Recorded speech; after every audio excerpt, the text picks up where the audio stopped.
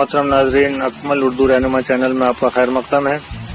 मैं अकमल नईम सिद्दीकी एक नए वीडियो के साथ फिर आपकी खिदमत में हाजिर हूँ। मोहतरम नाजरीन, आपसे मुअद्दबाना गुजारिश है कि इस चैनल को सब्सक्राइब का बटन दबाकर सब्सक्राइब जरूर कीजिए। इसके बाद बेल आइकॉन को दबाइए ताकि नया वीडियो अपलोड होते ही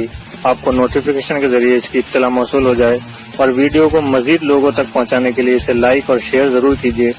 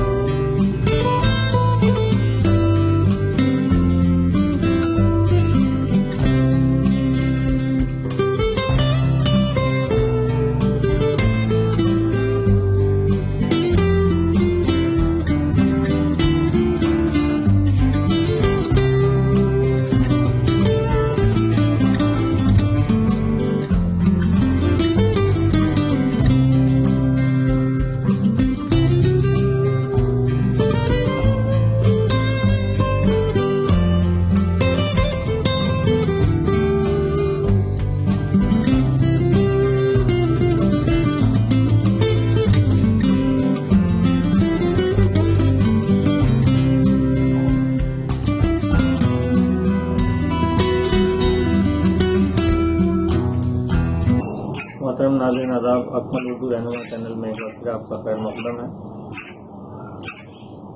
पिछले वीडियो से इल्म बयान के बारे में हम बातचीत कर रहे हैं। इसी सिलसिले को आगे बढ़ाते हुए आज चलिए बात करते हैं तलमीह की। तलमीह जिस तरह से तशबीह, इस्तिआरा और मुबालगा की हमने बात की कि जिसका इस्तेमाल शायद अपने शेर के हुस्न को बढ़ाने में करता है, उसी तरह से तलमीह का इस्तेमाल भी शायद जो है वो अपने शेर के हुस्न को बढ़ाने में करता है। आइए जानते हैं तलमीह क्या है। तलमीह के लफ्जी माने हैं इशारा करना, यानी इसका शाब्दिक अर्थ है किसी जानिब इशारा करना। तो तलमीह दरअसल ऐसी सनत को कहते हैं कि जिसमें शायर किसी मशहूर वाक़ये की जानिब, किसी घटना की जानिब इशारा करे।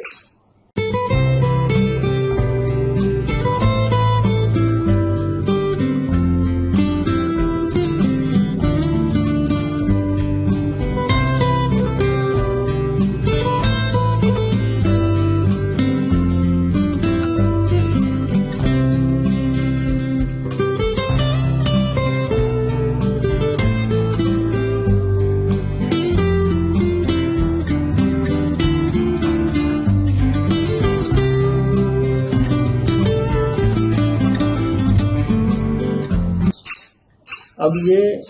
जो घटना है, यही जो वाक़या है, ये सियासी वाक़या हो सकता है या कोई तारीख़ी वाक़या हो सकता है,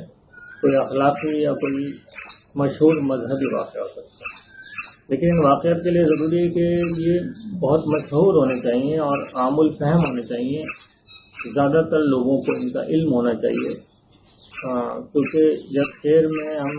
इशारा करें किसी ऐसे वाक़ये का जिसका इल्म लोगों को ही ना हो तो वो शेर के मफ़हूम तक नहीं पहुँच पाएंगे। इसलिए तलमीह दरअसल ऐसा इशारा होता है जो बहुत ही आमुल फहम होता है, जो बहुत मशहूर होता है, जो अमूमन ज़्यादातर लोगों को जिसके बारे में इल्म होता है, ताकि जब वो शेर में इसकी तरफ इशारा किया जाए तब शेर का मफ़हूम आसानी से पढ़ने वाले के कारी के समझ में आ जाए और वो उससे लुत्फ़अंदोज़ हो सके।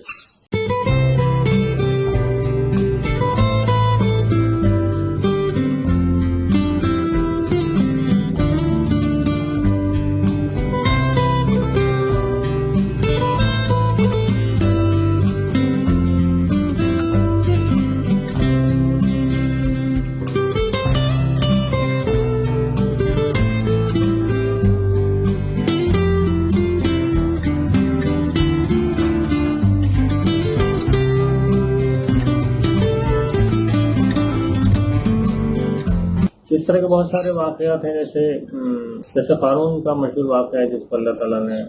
उसके ख़जाने के साथ ही ज़मीन के नीचे धंसा दिया था और कहा कि वो क़यामत तक इसका चला जाएगा। موسیٰ علیہ السلام کا واقعہ جب آپ نے اللہ تعالیٰ سے بات کرنے کی خواہش ظاہر کی، عیسیٰ علیہ السلام کے واقعات ہیں، اور ابراہیم علیہ السلام کا واقعہ ہے جب آپ کو نمرود نے آگ میں ڈال دیا یا آپ خود آگ میں کود پڑے، اللہ تعالیٰ نے اس آگ کو گلے گلزار کر دیا۔ تو اس طرح کے واقعات کو بنیاد بنا کر یا اس طرح کے واقعات کی جانب اشارہ کرتے ہوئے بہت سارے اشعار شاعروں نے لکھے ہیں اور بہت مشہور بھی ہوئے ہیں، جن کو آپ نے سنا اور پڑھا بھی ہے، بارہا پڑھا ہوگا، جن کا بارہا ذکر بھی کیا جاتا ہے۔ تو وہ اس طرح کے واقعات کی جانب جب ہم اشارہ کرتے ہیں شعر میں تو ہم اسے تلمیح کہتے ہیں۔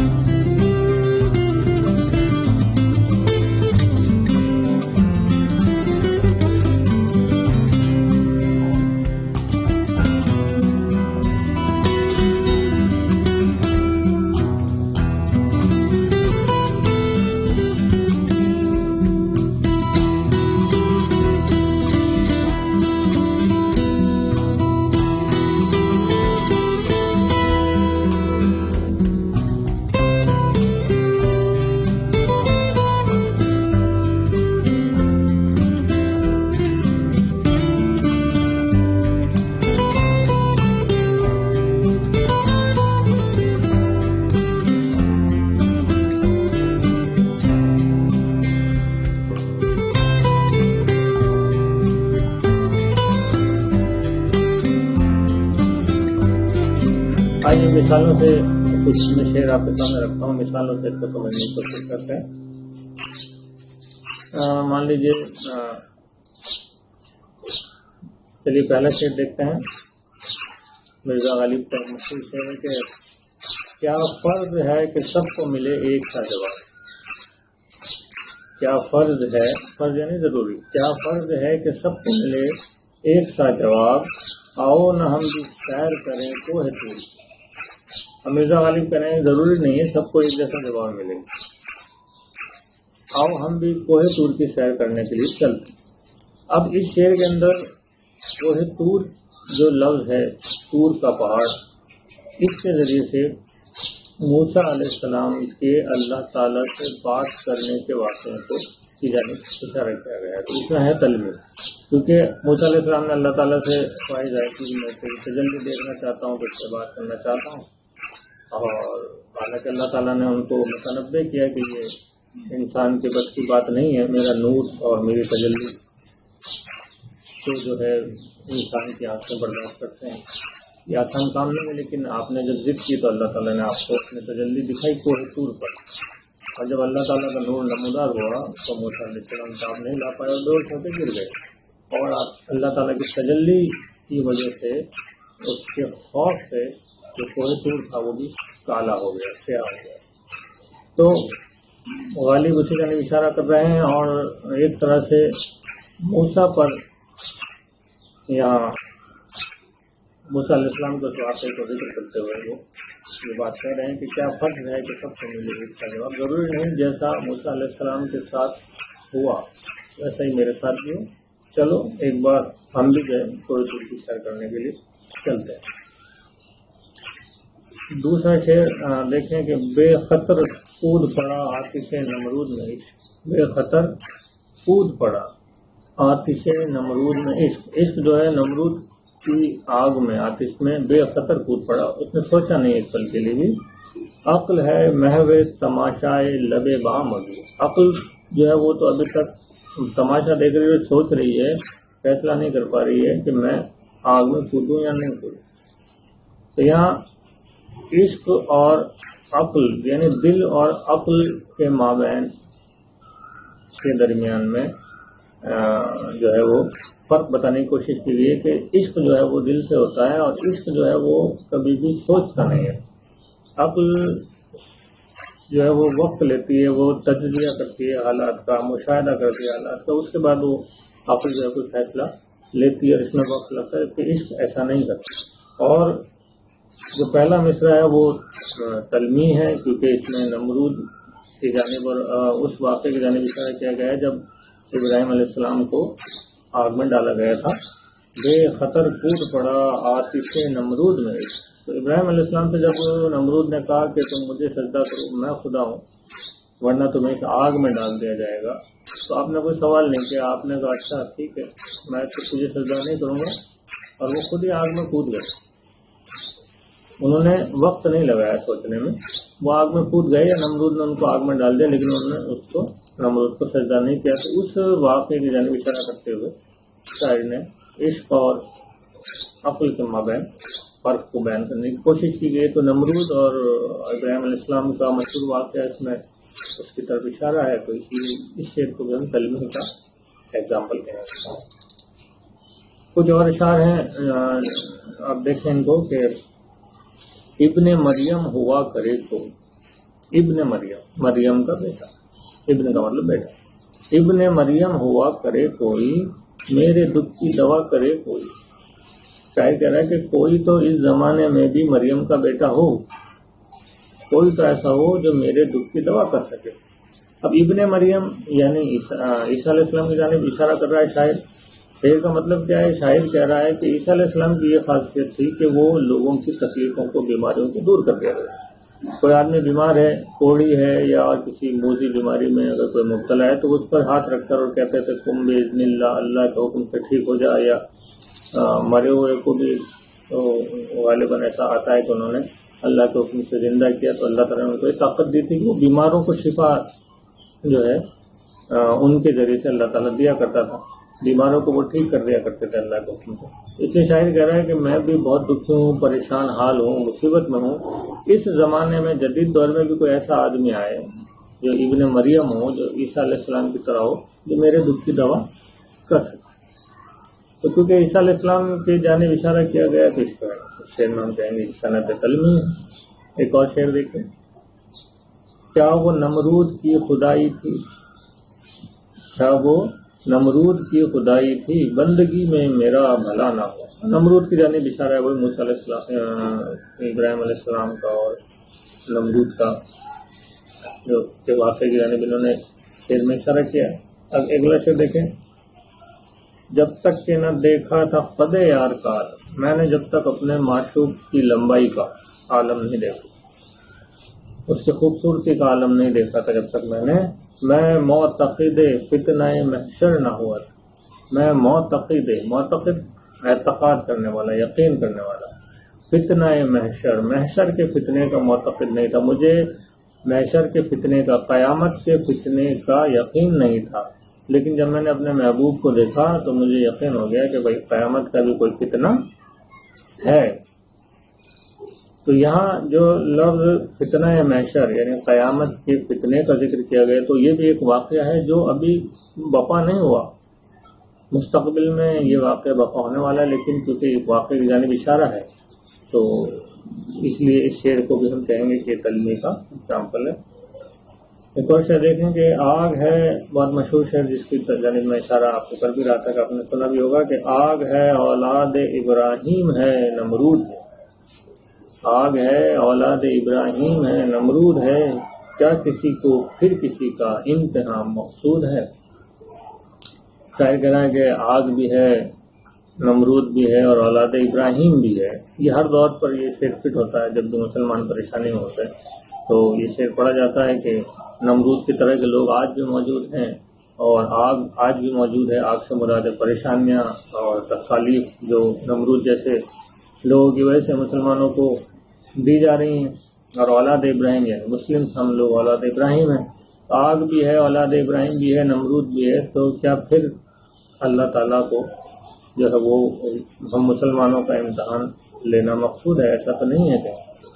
کہ اس میں بھی کیونکہ ابراہیم علیہ السلام اور نمرود کا وہ واقعہ، آگ والا واقعہ کی جانب اشارہ کیا گیا ہے، تو اس کو کہیں گے یہ بھی تلمی کا ایک اچھا شعر ہے۔ دل میں خیال حسن محبوب روز و شب، دل میں خیال حسن محبوب، محبوب کے حسن کا خیال، شب و روز ہے، رات دن دل میں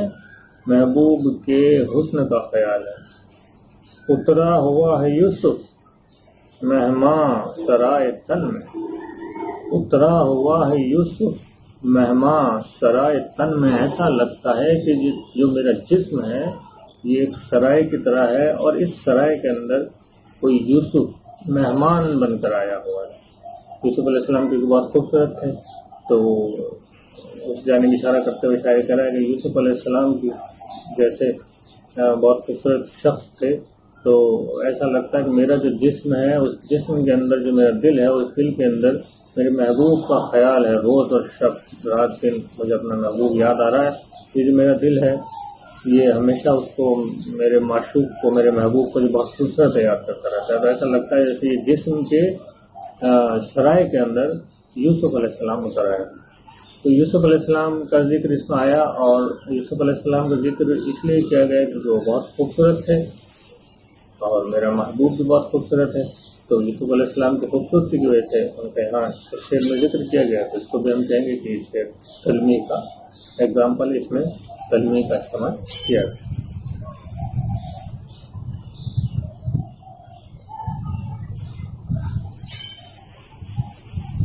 بہت شکریہ دوستو، آپ میرے ویڈیوز دیکھ رہے ہیں اور مجھے امید ہے کہ آپ اس سے فائدہ بھی اٹھا رہے ہوں گے۔ بہرحال لاک ڈاؤن کے ان اوقات کا آپ فائدہ اٹھائیں اور کوشش کریں کہ زیادہ سے زیادہ تیاری جو ہے آپ کچھ ان پلوں میں اچھے ڈھنگ سے کر سکیں۔ ویڈیو سے متعلق کوئی مشورے ہوں اور ویڈیو کو مزید اور کیسے بہتر بنایا جا سکتا ہے، اس کے لیے آپ مجھ سے رابطہ کر سکتے ہیں۔ آپ کمنٹ سیکشن میں اس سے متعلق کمنٹ کر سکتے ہیں۔ انشاءاللہ آپ کے کمنٹس کی بنیاد پر ہم کوشش کریں گے کہ ویڈیوز کو اور بہتر بنایا جا سکے۔ بہرحال میرے پاس بھی ریسورسز بہت لمیٹڈ ہیں، اور میرے پاس ایسا نہیں ہے کہ یہ میرا پروفیشن نہیں ہے، پروفیشن تو مطلب ٹیچنگ میرا پروفیشن ہے، لیکن انٹرنیٹ پر ویڈیوز بنانا یا اس سے کسی طرح کا فائدہ اٹھانا یا کچھ اس طرح کا میرا پروفیشن نہیں ہے۔ یہ صرف میں اسٹوڈینٹس کے لیے میں ویڈیوز بنا رہا ہوں جو مجھ سے اصرار بھی کرتے رہتے ہیں اور آپ لوگوں کا وقت کارآمد ہو جائے اور آپ گھر بیٹھے جو ہے وہ ریٹ کی تیاری کر سکیں اور آپ کو اردو کے لیے کسی کی منت سماجت نہ کرنے پڑے، پریشان نہ ہونا پڑے۔ تو میری آپ سے یہی التجا ہے کہ دل لگا پڑھیں، محنت کریں اور اردو میں ہی لکھیں، ہندی رسم الخط میں نہ لکھیں، اور اگر آپ دل و جان سے کوشش کریں گے تو انشاءاللہ آپ کو کامیابی ضرور حاصل ہوگی۔